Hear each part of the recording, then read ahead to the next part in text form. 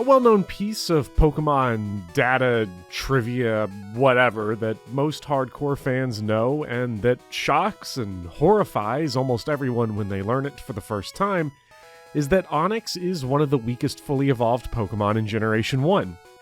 This surface level beneath the surface level is common knowledge now, but reactions to it are a homogeneous hum of, really? Onix? He's iconic. He's Brock's ace. Everyone loves Brock. He's a gigantic, intimidating, freaky rock snake. Look at him in the anime. He's a tough dude.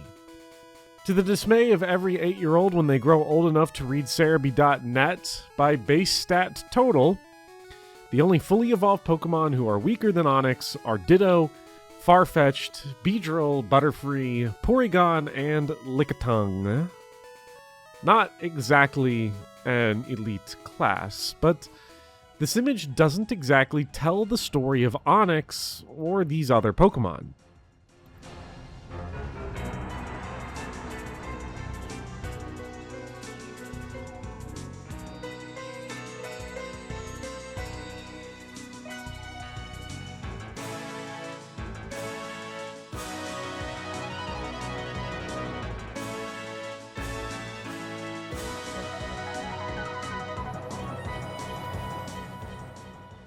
Base stat total isn't a perfect metric for Pokemon strength. Shuckle, for example, has a BST of 505, which is higher than Pokemon like Heracross, Xatu, and Houndoom, but when you look at how these stats are divided, Shuckle has 460 of these total stats in his defense and almost no workable moveset, which makes those other, less statistically savvy Pokemon better for most players. Typing also matters, and to Shuckle's credit, he's only weak to 3 types. No Pokemon can be reduced down to one single trait. It will always be more complicated than that. Even though base stat total can't tell us everything, it does have one beautiful advantage, and that's that it's reductive. As a single number, it's very easy to sort and read and draw unfair conclusions from, which is exactly what we are going to do. So, presented without nuance, here are all 150 Generation 1 Pokemon sorted from lowest to highest base stat total.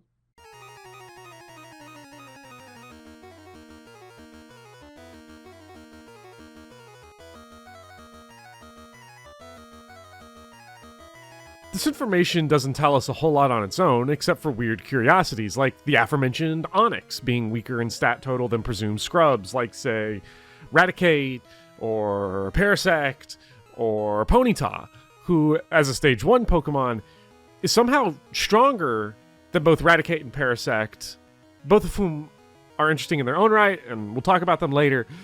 But let's go back to Onix, who's also weaker than middle evolutions like Machoke, and Graveler, and Haunter, 3 Pokemon that have an interesting property that we will also visit later. This chart might not tell a story, but it does help us identify stories that reveal how Pokemon Red and Blue, and Green for the real enthusiasts, were designed. Pokemon, perhaps more than any other JRPG, emphasizes customization as a key feature. Each one of the 6 party slots can hold any of the Pokemon in the game, and each Pokemon has movesets that are built in part by the player. With the series now deep into Generation 9, team customization is the main gameplay draw of the series, and runs deep with effectively limitless possible and viable outcomes. In Generation 1 alone, there are 1.1853912 to the E plus 13 possible party compositions before moves are factored in. Because I failed Algebra 2 and have no idea how to pronounce that number and regret bumming most of the schoolwork I did in my life, ultimately leaving me destitute at a shitty state school with a chronically underpaid major, I won't even guess at calculating how many possible team compositions there are in modern Pokemon when you factor in all 1,000 of the little dirty animals and the unknown forms and spinda patterns. The point is that from the beginning, customization was immense in the seemingly paltry cast of Generation 1 Pokemon. When Pokemon Red and Blue launched, widespread customization was not yet common in large JRPGs, as it was around this time that customization in the genre started to become tentatively commonplace. Released in between Final Fantasies VI and VII, two games that are technically customizable but also very funneled, Red and Blue adds genuine excitement and individuality to a traditionally story-heavy genre with its breadth of options. The long-term consequence of Pokemon embracing its customization, along with players wanting to use all their favorites and its robust competitive scene, is that the overwhelming majority of Pokemon are viable battle options, at least in single-player. Within this pool of 150 Pokemon in Generation 1, we see a much different philosophy. Now, some of you are asking, why 150? Where's Mew? You squared 151 to the power of 6 earlier when you calculated that big number. He was there then. Well, he's gone now. Absent from class. Parked out by the lake. As we explore the weird stories of different Pokemon in Gen 1, let's zoom in first on the aforementioned Onix. Plenty has been made of Onix. His badliness has been well documented before by countless players because of how at odds his in-game performance is with his design and his ubiquity in the anime. But you gotta remember, right, that base stat totals and typings and where a Pokemon's placed in the game, it's not random. It didn't just spawn in. Why did they make our boy so bad? Let's rearrange our chart a little bit. Here's every Pokemon sorted by when they first appear in the game as an enemy encounter. Because Gen 1 has some degree of choice in what order the player tackles the middle of the game, I sorted based on gym leader order and average level of a given route. Also note that this is based on Red and Blue, not Yellow, which is a game that does have better enemy variety, but Red and Blue came first, and I respect that. Let's highlight all the boss fight Pokemon, defining a boss fight as a gym leader, Elite Four member, rival fight, or major antagonist such as Giorno. And would you look at that? Each boss represents a spike, and Onix, by base stat total alone, is one of the largest spikes in the game. Brock is also only the 7th fight in the game and 3rd required one, so player resources are going to be limited, likely to their starter's first stab move and maybe one other low-level Pokemon. This Onix is quite the challenge, especially since the player up to this point has been fighting Caterpies and Weedles and other scrubs that are not just weak, but tiny. Look how small they are. Then Onix, a massive, hulking, level 14 monster. He's fucking ginormous. Up to this point, the player has been able to get away with tackle spamming. Let's try that against Onix. Oh man, that is not a lot of damage. Like I said at the top, base stat total leaves out a lot of context, so let's zoom in a little closer and see how these stats break down. That is a distribution. 160 of Onix's 360 stat points are in defense. That's almost half of his power. Combining that with Onix resisting normal type moves, killing him with tackle, while not impossible, is the path of most resistance. Such a lopsided distribution causes other deficiencies that can be exploited, like that 30 special right there. See, in Gen 1, special attack and special defense were rolled into one stat. Or, I guess it'd be more accurate to say the Gen 2 unrolled special into 2 stats. This quirk of Gen 1 makes speed and special demons like Alakazam and Jolteon particularly deranged. And it also makes Onix prime time. The prime time of getting his ass destroyed by Bubble. To the overwhelming majority of 8-year-olds, these stats are meaningless. I had no idea what they meant, and I would guess that you didn't either, at least not in detail.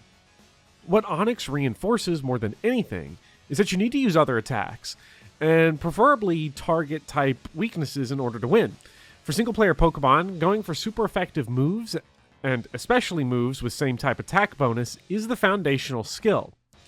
There are niche cases where going for super effective moves isn't optimal, like, I don't know, using double kick with Jolteon on a normal type, but as a general rule of thumb, targeting weaknesses is the best strategy in single player for new players to learn, and it's Onix that teaches and reinforces that lesson for players.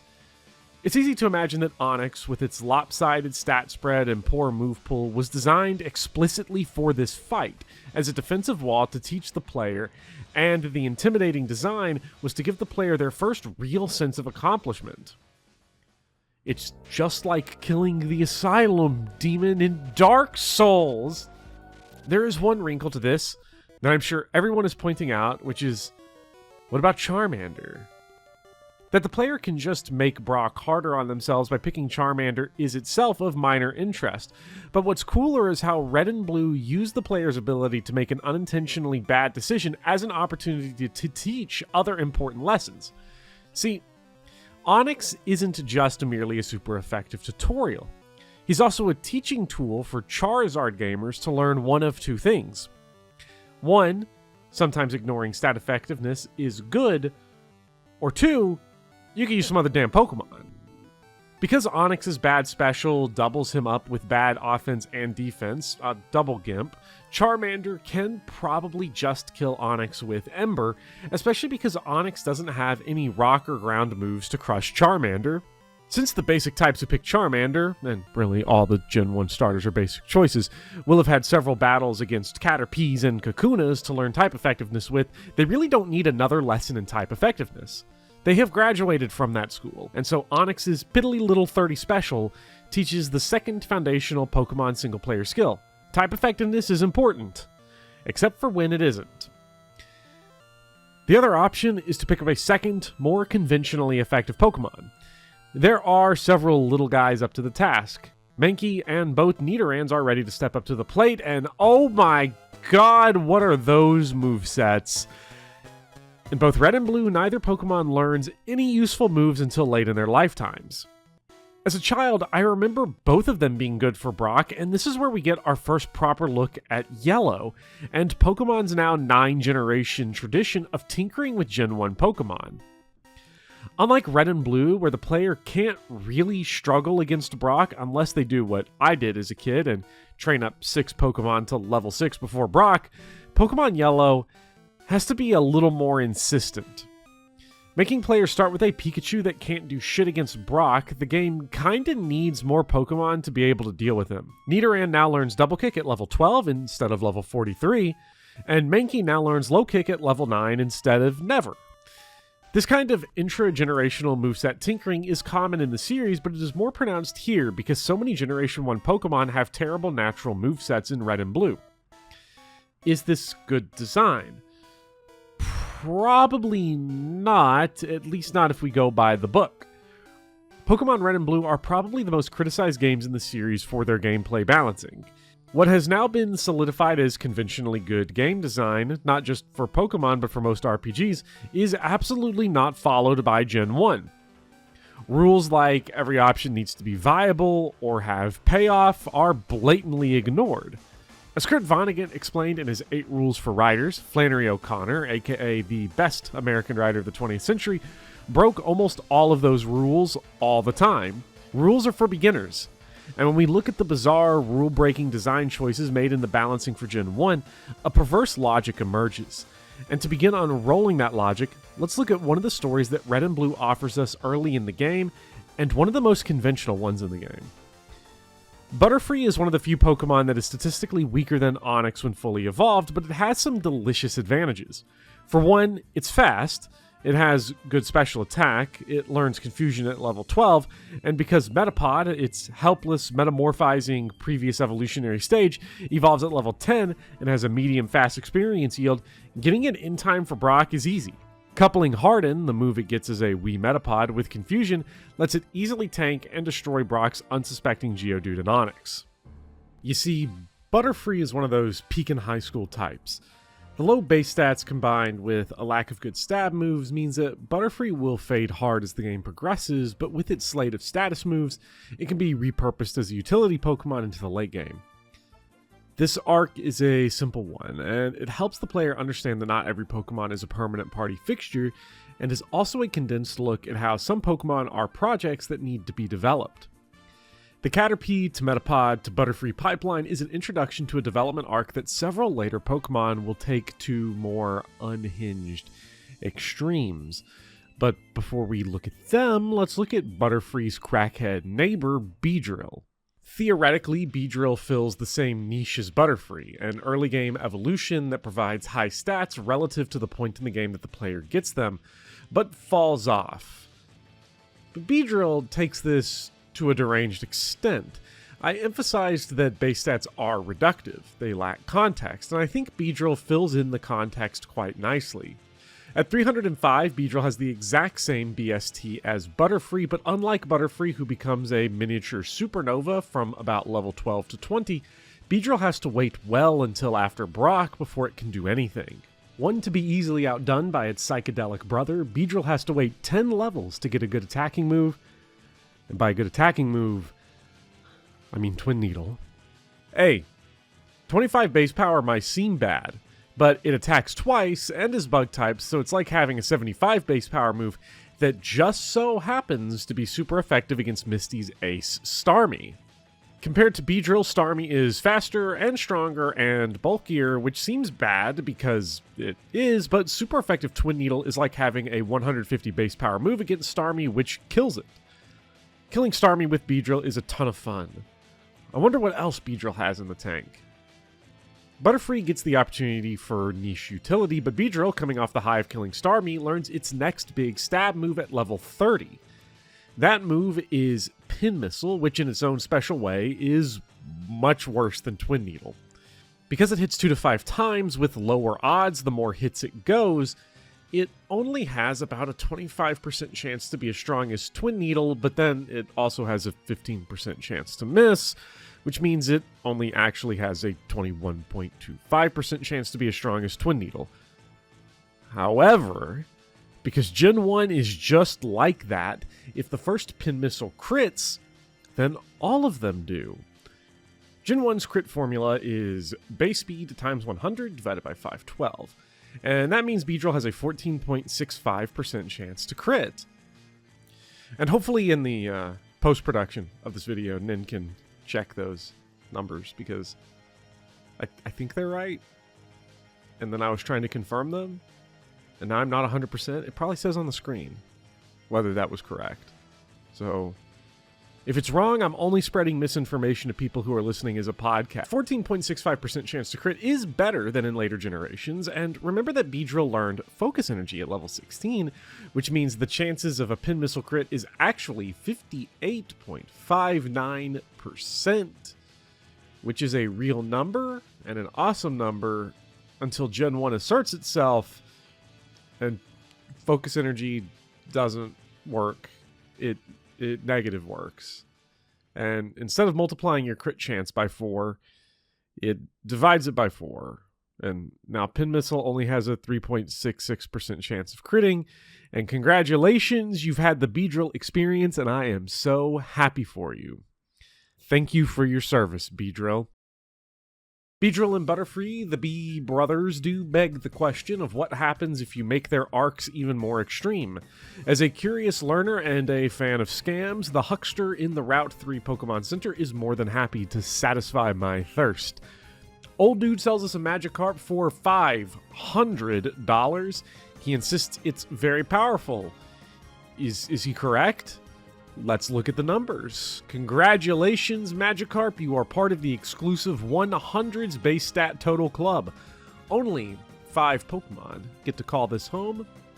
Who are the other 4? Hey, what's up? Magikarp does have 80 base speed, which makes him faster than Mutt, Chansey, Machamp, Executor, Lapras, and just as fast as Ghastly, Charmeleon, Arbok, Venusaur, Kabutops, and Dragonite, and only 1 point slower than Gyarados, a Pokemon of incredibly minor interest. That's pretty good, and the good news is that it's very workable. Magikarp starts out only knowing Splash, a move that, despite what my 8-year-old self thought, does nothing, not even when you reach level 100. However, Magikarp, like Weedle and Kakuna before it, only needs to wait before it becomes extraordinary. At level 15, it learns Tackle. Now, Tackle in and of itself doesn't seem strong, but we can take advantage of Magikarp's crazy good speed. Using Scyther, we set up a Focus Energy, 3 Swords Dance, and then Baton Pass. Oh yeah. Now that's value. Let's just use the term glass cannon, and move on. For the truly old school and miserable, there is an abusive affinity with caves and Pokemon, and inside Mount Moon we see the main reason. In Gen 1 and 2 Pokemon, it is frustrating beyond all reason to encounter Zubat after Zubat after Zubat after Zubat after Zubat, and while everyone intuits that bats live in caves, it's hard to not get tired at a game that takes bats, puts them in caves, and then shows us bats in caves. It's a little disappointing for a game with muscular rocks and leek swordsmen and paroled mimes, and then oh my god, who is that? You see, Zubat is something of a Gen 1 special. Nowadays, everyone loves Zubat because of Crobat, and the poison type has, in general, improved a whole lot. But it's hard to overstate just how annoying this guy was back in the day, appearing so frequently as generic enemy fodder and as a common encounter in the most annoying areas. The common Zubat ends up taking the appearance of low-level spam before evolving into a total goober, while Pidgey appears commonly in less annoying areas, evolves twice, which ups the cool factor, and the majestic wide Pidgeot ends up being one Pokemon on our rival's team. Yet, remarkably, Golbat ends up being in the same zip code as Pidgeot in terms of power, and that's on top of reaching Golbat 14 levels before Pidgey reaches Pidgeot. There isn't anything deep or interesting about this observation, except that it surprises me considering the Gen 2 edition of Crobat. Zubat's situation shows us on one hand that Pokemon shouldn't be judged by their cover, or where they appear, or which trainers use them, but also that most of the time, Gen 1 Pokemon are as weak as they look, but also not as weak as they look. Nin, this video's editor, Gen 1ophile, and pathological Pidgeot hater, left a note on the script saying, quote, "You could argue that Golbat's move pool is better, and I think for casual runs it is hilariously better because they made Pidgeot so bad. But also Golbat is one of the best Pokemon in Gen 1 Tier 7 competitive, pretty much the lowest. To summarize, Golbat is the strongest of the weak, weaker than the worst, but better than the best, and I could have looked into why that is and really clarify the whole Golbat situation, but I'm lazy. And in an act of Cerebian truculence, I want to paint this picture of a Pokemon who is better than they seem and actually pretty good, but actually really bad with one that is near and dear to my heart. Paras. Paras is pretty terrible. I mean, for one thing, over the course of the game, he only learns one stab move naturally, the Radiant Leech Life.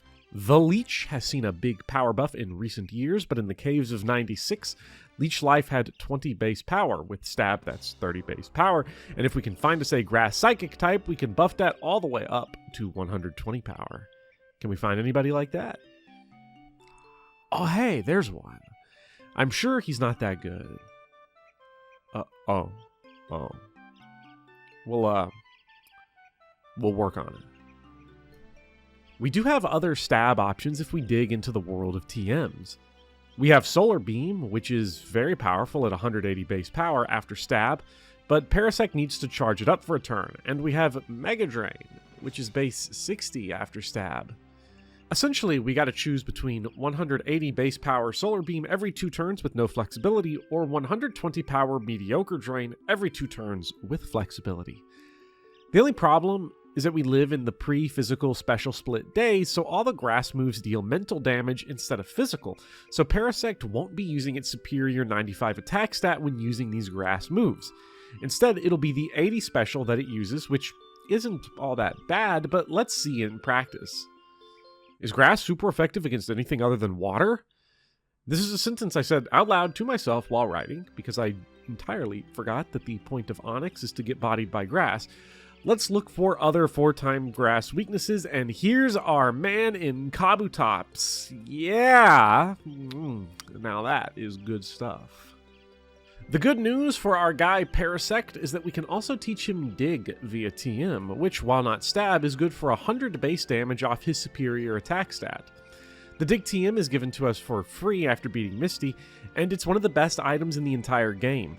When looking at Parasect's type matchup, he resists water, electric, grass, fighting, and ground.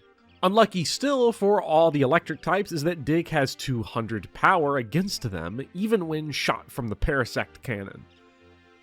Like Solar Beam before it, Dig needs a turn to charge up, but its ramp up moves Paras off screen, giving him 1 turn of immunity from most attacks in the game. The consistent trend in Gen 1 is that it's possible to spend resources to take a Pokemon with an awful moveset and make them good as long as the stats are workable enough. It is a big investment, however, and cannot be spent on every project Pokemon. Paras just so happens to be one of my favorites, and while we're at it, let's slap Cut on him. Why not? It's more powerful than Scratch, and we're gonna need it for Paras to whoop Lieutenant Surge with that fancy new dig. Cut is an old-timer type of move that used to be all over these dang old Pokemon games. It's an HM move, which is a type of move that works in the overworld as well as battle, and is needed to manipulate the terrain to complete your journey. Cut is the first HM, and thus christened HM01. HMs hold a controversial place in the mind of fans. As the series has gone on, HMs became an increasingly smaller part of the games until they completely vanished. Field traversal tech still exists, but now it's independent of the player's move pool. In Gen 1 though, up to 5 of the total 24 move slots available to the player need to be used for HMs. Technically, only 3 are needed to beat the game, but for new players, you're gonna want to want all 5. That means finding not just the move slots, but Pokemon that can learn them.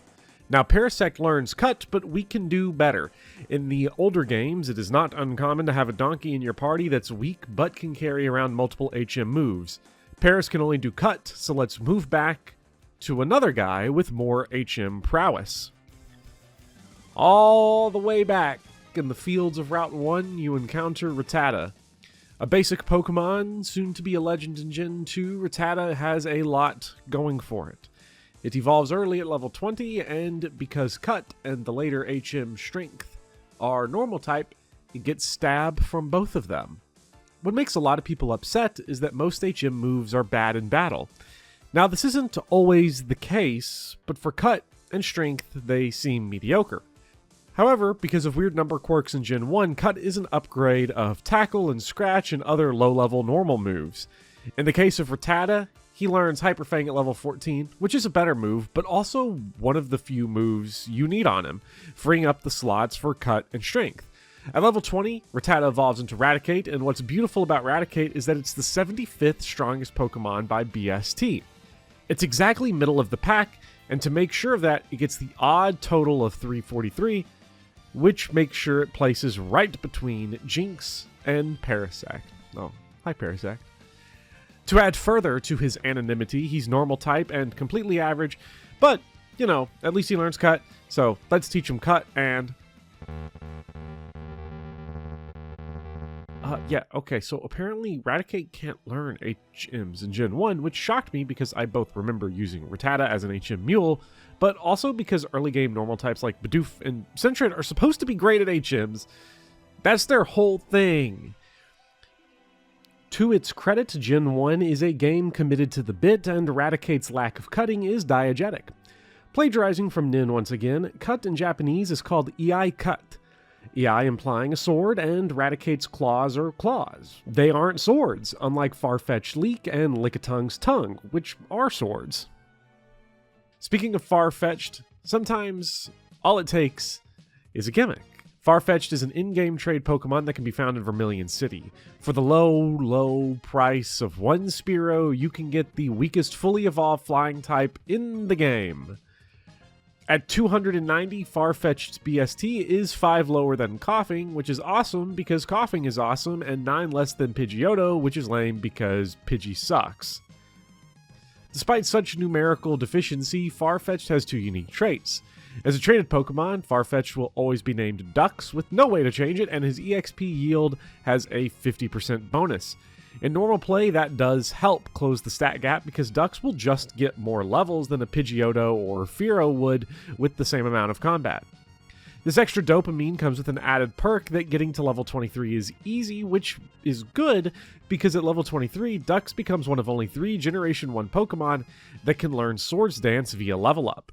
Scyther and Pinsir are the other two, but with level 23, Farfetch'd gets it the fastest and can couple it with Fly for maximum carnage. Not to interrupt myself, but thinking of ducks, all in-game trade Pokemon have canned nicknames that they always come with. Mr. Mime is always named Marcel after Marcel Marceau, and Lickitung is always named Namezo in the Japanese version, meaning Japanese Lickitung shares a name with noted hentai artist Namezo. Now, it's unlikely that Game Freak intentionally named a Lickitung after a hentai artist. Namezo's prolific output is mostly after the release of Red and Green in Japan, and considering the linear experience of time, it's probably not intentional.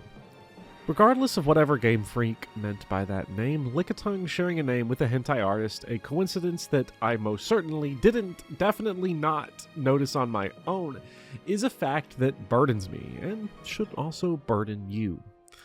Now, like Scyther, who really is just Bug Ducks, Farfetch'd also gets Slash. Slash is a cool move, because it basically always crits, and because Gen 1 rules, critical hits ignore stat cosmetics, making a crit Slash weaker than a regular Slash with Swords Dance. For Big Ducks, this doesn't matter, but for Scyther, it does. Scyther's 2-move signature is Swords Dance and Slash, which cancel each other out. He's so real for that. Not that Scyther is good, he is a bug type after all, so his BST is probably all the way down here. Oh wait, I don't see him. What are the other bug types? I wonder where he is. He's gotta be around here somewhere. No, not there. Oh, come on out, boy. Where is he? Where are you? Come on. Oh, at 123, Scyther defies the bugly odds and sits in the 82nd percentile of BST. I always associate Scyther with Pinsir, Magmar, and Electabuzz. They're cool and weird and single evolution mid-game Pokemon that are kind of a pain in the ass to acquire and were awesome in the anime, and Scyther is such a particular menace that the Pokeball that you get to catch him is a Safari Ball, which costs 16 Pokedollars and 67 Poke Cents, compared to the $200 for a regular Pidgey Pokeball. He's such a terror that he can't even be maximally capitalismed. He must be contained in a closed-fence hunting zoo. Because Scyther is notable, among other things, for having dog in him, he learns Focus Energy. As we talked about with Beedrill, Focus Energy sucks, unless you're Scyther. If you can afford the 4 turns setup, or 7 if you want to play it safe with Agility, which you probably can't or don't really care, because if you can survive 7 turns, you probably could have won already. But we're here for fun, not for efficiency. Use Focus Energy, Swords Dance 3 times, and then, with Slash's critical rate destroyed by Gen 1, Slash gets maximum Swords Dance for maximum damage. Now that's what I call getting pumped. That was dumb. Let's keep it dumb. Sometimes a Pokemon's gimmick can make it actively worse. Without glitchy shenanigans, Scyther's 2 gimmicks cancel each other out, but there are worse examples. Buried in the middle of the BST pack is the fighting Dojo duo Hitmonlee and Hitmonchan, or as I like to call them, Brick and Quirk. At 345, these mutually exclusive fighting types are differentiated by their gimmicks. Brick kicks things very hard, while Quirk punches things with fire fists and ice fists and thunder fists. Clearly, this is awesome, but in a rare case of Gen 1 being grouchy and denying us fun, Quirk's elemental fists are more mental than physical, scaling off of Quirk's really bad, really suck shit 35 special stat.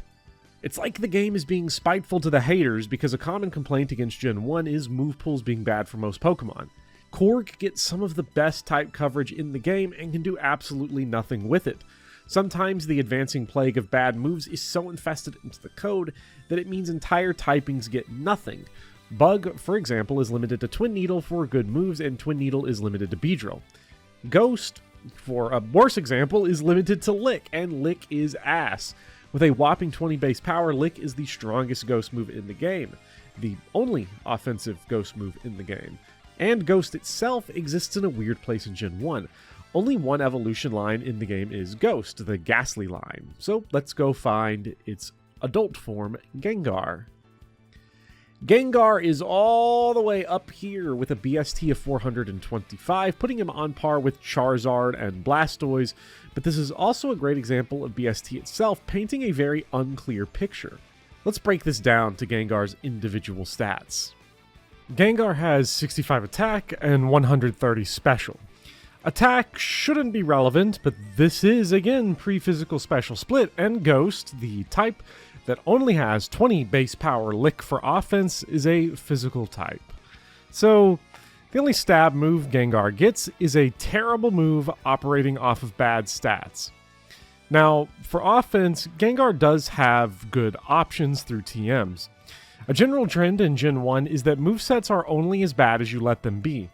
TMs solve most moveset problems in the game, but for most players, the single-use TMs of early Pokemon are decision anxiety factories.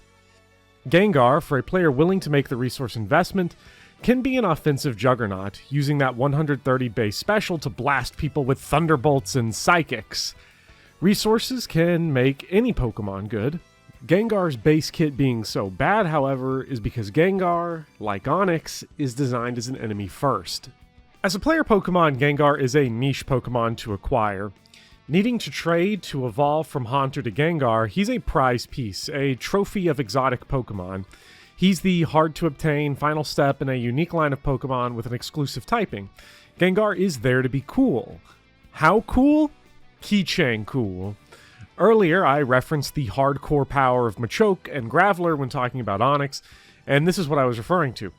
Along with Kadabra, some of the most powerful Pokemon in the game are obtained through trading, a process that ferments these little bastards into Machamp, Golem, and Alakazam respectively. I guess they just really wanted to get away from you. You were the problem. Since acquiring these Pokemon requires that you actually trust a friend or cousin or sibling to trade them back and not steal your shit and yoink the link cable immediately out the Game Boys, having an Alakazam or Machamp or Golem or Gengar is a sign of community and love, or of being a hardcore criminal. Gengar's rarity also makes it particularly nasty when Agatha, the Poison-type Elite Four member we all pretend is a Ghost-type trainer, uses not only one, but two Gengars. Why not two?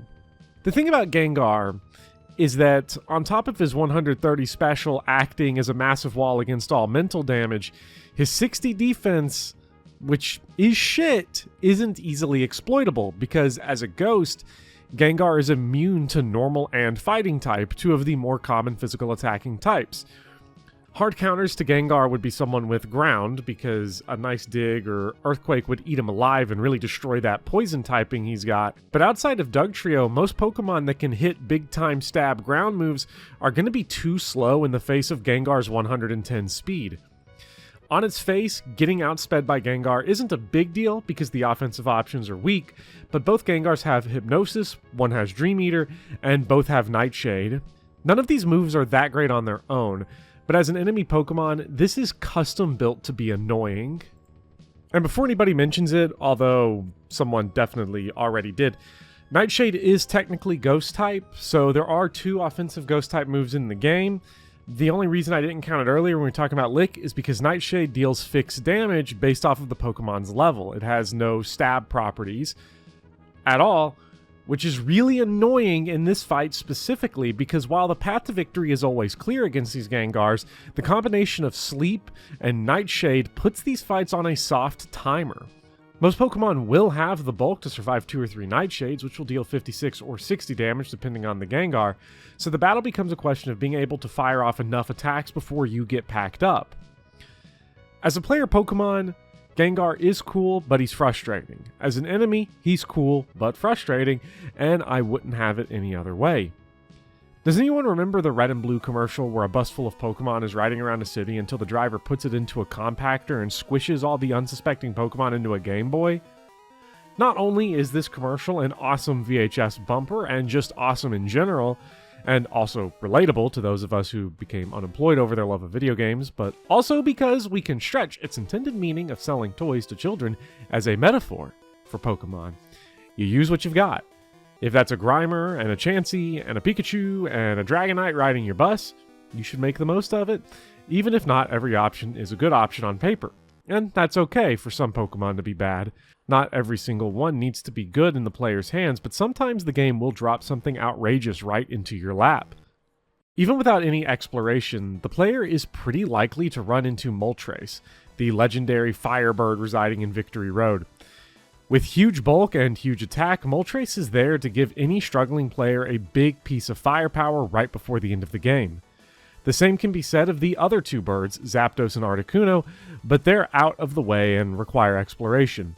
They're also powerful rewards for the thorough player, but Pokemon is not a game designed to be beaten only by the thorough and skilled, but also by the clumsy and young. Moltres functions as a get-out-of-jail-free card, a player-exclusive monster that instantly makes just about any team better. Moltres is the worst of the three big birds. Peck and Fire Spin are just not great moves, but when supplemented by big stat numbers, the quality of the move becomes less important. When the only HP that matters is 0, all a move really needs to do is get the opponent's HP to 0, and Moltres does that. The legendary birds are the 3rd, 4th, and 5th strongest Pokemon in the game by BST, and their power and mystique, being exclusive, one-of-a-kind Pokemon, makes them awe-inspiring. They are rare, and Zapdos and Articuno are rewards properly tailored to the challenge of getting them. Generations 1 and 2 of Pokemon get slandered all the time for requiring grinding, which they really actually don't.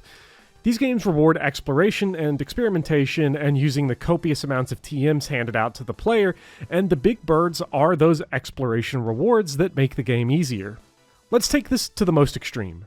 Let's say you're a small, tiny idiot child with a small, tiny idiot child brain, and you release all of your mismanaged Pokemon on Cinnabar Island, and your surfing Pokemon, a creature forced onto the player to reach Cinnabar Island, home of the Cinnabar Island Fire Gym, is low-level trash.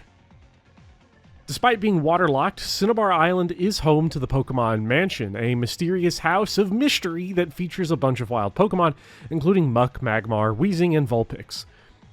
If your small idiot child brain cannot beat Blaine, the demented old man ruling over the Fire Keep, and you need help, it's easy to catch all 4 of these Pokemon and walk over to Blaine without training them and just whoop his ass. And the best part is that you don't even need Vulpix and Magmar. Just use Sludge with Weezing and Muck and Blaine will die. Congratulations, you killed the old man with no effort. Weezing and Muck are both in the top 50 for highest BST totals, so even without training, they have the bulk and raw numbers to stand up and help the player get out of whatever situation you happen to be in. Players who play fast and loose with their parties can run into trouble sometimes, but they can also be rewarded other times. It's another case where grinding is often the product of unimaginative playing. Being able to pick up a Pokemon and easily beat a gym with that Pokemon happens all over the game. Famously, Lieutenant Surge can be easily beaten if the player walks over to Diglett Cave and grabs a Diglett or Dugtrio. On Cinnabar Island again, if the player remembers their fossil from Mount Moon, they can resurrect the career of the ancient mariner, Helix Fernandez, and teach him Surf for the Fire Gym. Even if the player made the unfortunate decision of drafting Kabuto, he too can learn Surf. Even as early as Mount Moon, the game is laying the groundwork of making sure the player can beat Blaine. Astute viewers may ask, if you only need Muck and Weezing, why did you catch a Magmar and Vulpix? Because they're cool, and it's cool to have cool Pokemon. Here's another question. Did you ever notice what Muck spelled backwards is? Did you ever notice what Ramgam spelled backwards is? That's right, Magmar. The Pokemon Mansion and the legendary birds are great because they help the player overcome the challenges of the game without wasting hours grinding. It's completely sensible design. It's good design. But I am not all that interested in completely sensible design. It is instead the incongruities that give flavor to a game. The out-of-line features, the choices that defy textbook design. In the way that Moltres and Muck are tools to make sure the player can beat the game, and Zapdos and Articuno are rewards for exploration, there are certain parts of the game that don't work super well. You see, Pokemon Red and Blue have different AIs for opposing trainers to help modulate the difficulty. Bosses need to be harder than randos, after all. I would explain the AI mechanics in detail, but I don't understand them. I really shouldn't feel so bad about that because the game itself doesn't understand the AI mechanics either. The smart AI, the boss AI, plays the way every slightly older child plays and always uses super effective moves when it's able to. When we get to Lance, the penultimate fight of the game, he breaks out Dragonite. Dragonite is a real problem. This is it. By BST, Dragonite is the strongest Pokemon in the main game. Only Mewtwo, the post-game reward Pokemon for players to beat the shit out of their unsuspecting friends with, is stronger. Because Mewtwo's only there for multiplayer in a children's game about being the coolest kid on the school bus, let's look at Mewtwo really quickly. At 590 BST, Mewtwo is not only the strongest Pokemon in the game, but 90 total points higher than Dragonite, the second strongest. The gap between Mewtwo and Dragonite is the same as the gap between Dragonite and Poliwrath. A full 15% of the y-axis of this graph, the numbers from 501 to 590, are occupied only by Mewtwo. He's a tough motherfucker. But so too's Dragonite. As the ace of the final boss before the final boss, Dragonite is the final wall. And to make matters as bad as they can possibly be, Lance the Dragon Tamer has smart AI. Dragonite is designed to kill you without mercy. And, when all hope is lost, you throw out Brick or Quirk to hopefully luck your way to the finish line. And then Dragonite, the most powerful Pokemon in the main game, uses agility. Oh no. Oh, he's gearing up. Oh, he's revving. He's going. And then he does it again. And then again. And now he's as fast as he can possibly be. And he's preparing for the clean sweep. And then he uses agility some more. And again. And how for good measure. And just some more. Why not? Why not? All the agility. Let's do all the agility. Because here's the thing about agility. It is psychic type. You see, since Brick and Quirk are fighting types, Lance orders his poor Dragonite to keep using the psychic agility in the vain hope that one day it'll deal super effective damage. Because PP doesn't exist for enemy Pokemon in Gen 1, Lance is free to use agility forever, turning the strongest of all Pokemon into a pumpkin. That the poor bastard self-implodes because he didn't learn the lesson that Charmander gamers learned all the way back with Onix is why he's not the champ, and why he will definitely never be the champ. He truly is the Zach Taylor of Pokemon, perpetually coaching to not lose instead of coaching to win. Did you know that this playthrough I did for this video is the first time I've ever actually beaten Pokemon Red and Blue, even though I've played these games my whole life? Seeing the credits roll after 23 years of playing these games on old brick Game Boys and SPs and 3DS eShop downloads and finally on the Nintendo PC was really satisfying. A long time ago, most of my playthroughs ended in Celadon City, because there in Celadon is one of my favorite Pokemon, a Pokemon that demands tedium, demands your dedication, and gives you absolutely nothing in exchange. Well, maybe not nothing. It gives you Tri-Attack, Ice Beam, and existential fulfillment. Inside the Celadon City Gambling Hall, illegal in most states, municipalities, or any localities whose economies aren't reliant on horse races, is Porygon, the game's 88th strongest Pokemon. But more relevant to its design as the computer Pokemon, it's the 64th weakest Pokemon. To get Porygon, the player needs to accumulate 9,999 coins from gambling, or, in patronizing terror against Pokemon Blue players, 6,500 coins in Blue. There are ways to do this, most of them slow and tedious, including grinding out money with Persian's Payday, and buying coins, or winning the coins at the slots. There are also disreputable ways like cheating, which is what I did. I got infinite money from the Missing No glitch, or if you're even more shameless, you can hack Porygon into the game, which is probably what Nin did to help me get Porygon footage. Porygon is good in the way every normal type is good. It has balanced stats and a wide-ranging TM moveset. There are many Pokemon that fit this that are easier to attain, like Tauros and Snorlax, who also happen to be significantly stronger across the board. Snorlax, who the player has to encounter at least once, has the 16th highest BST in the game. Porygon's prowess is entirely separate from the effort needed to actually get it. But that's the point. Porygon isn't there to be strong. Using it isn't a strategy. It's an attitude. Frequently when we talk about Pokemon and games in general, we get lost in the ideas of smart design and textbook feedback loops. It's easy to forget that fun is separate from numbers on a sheet processed through digital equations spitting out damage values. Every time there's a new monster collecting game that gets praise, the question always gets asked why Pokemon remains more popular. And while in 2023 there is institutional bias, the explosion of Pokemon is because of the Pokemon themselves. Porygon isn't awesome because the numbers it has lines up with the player effort required to get it.